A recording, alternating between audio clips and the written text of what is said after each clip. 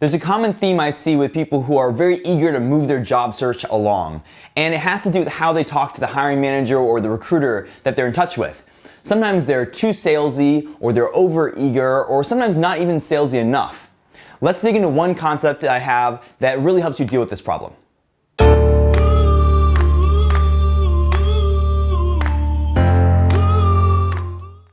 A lot of the problems that I sometimes see come from this general problem of assuming something about the other side. There's a basic concept in communication and negotiation in particular where you want to be aware of your assumptions. You're going to make them anyhow, you just need to be aware that you're making them. And in this case, it's very common to assume that you know what the other side wants, that you know what they're evaluating you on, or you know what is important to them. And then you start acting based on those assumptions. I'll give you an example of an assumption that comes up a lot.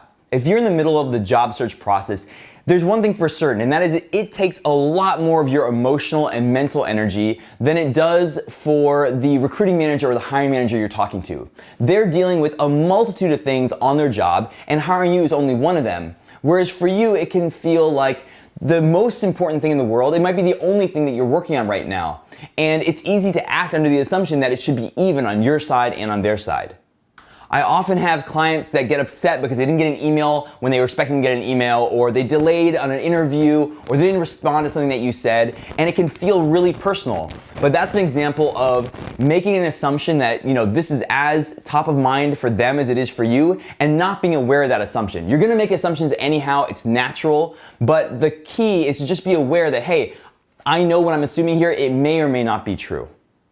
I want to introduce something I call the 90-10 technique. And this will help you from appearing overeager or, desperate in that job search process, even though I know it can feel really desperate, it can feel anxiety producing to be in this limbo state. Now, I didn't make this up. I actually got it from a movie called Hitch. I don't know if you've seen that movie, but just in case you haven't, this is the scene. See, this is what most guys do. They rush in to take the kiss. But you're not most guys. See, the secret to a kiss is to go 90% of the way and then hold.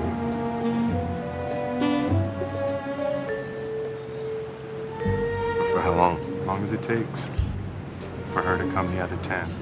Okay, 90-10. Got it. Yeah? Okay, come on. Shake it off. Now, during the job search process, this is how sometimes people actually act.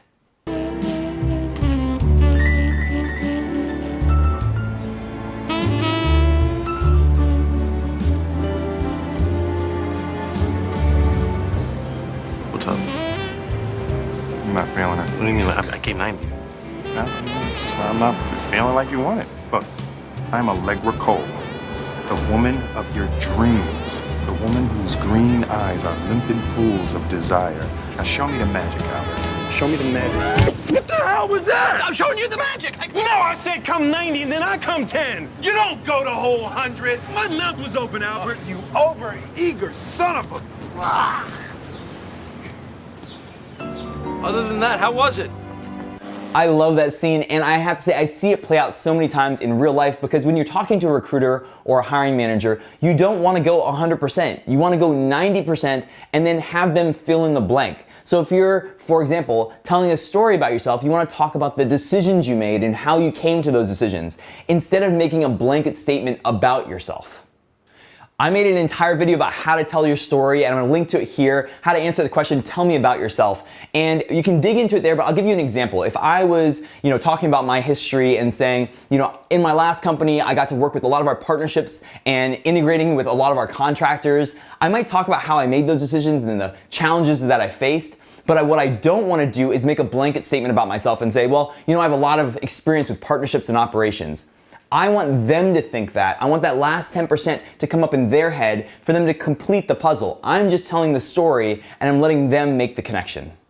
There are two reasons that you want to do this. And the first is that it's just more valuable and sticky if they come up with the idea themselves versus I'm trying to force feed it to them. Instead, I want to concentrate on being entertaining with my story and let them make the connections.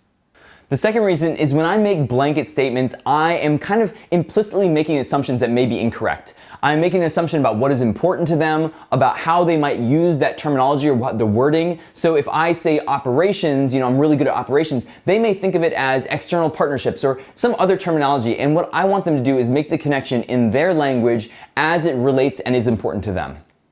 Now, this 90-10 rule can also be applied to how you ask questions of the interviewing manager or the hiring manager, and I have an entire video on how to ask the right questions in an interview, but in this case, to use the 90-10 rule, if you're asking questions like, what type of roles are you hiring for, or, what areas do you think I'd be a good fit in? That's kind of like asking somebody on a date and then saying, hey, are you free on Friday, or Saturday, or Sunday, or anytime next week? It can be a little over-eager.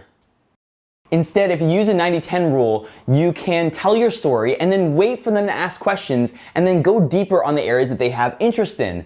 If you let them come up with, how your experience fits into the jobs that they have available, then the impression is much stronger. There are a lot of other ways you can apply this 90-10 rule to how you communicate both in your life and through this interview process, and there are a lot of other strategies about how you should be talking to the interview manager. But if you have questions about that, let me know, hit me up in the comment section. I hope that this is valuable to you. If you do, if you liked it, send it to a friend, subscribe to my channel. I have new videos every week, and of course, hit the like button down below. I will see you guys next time.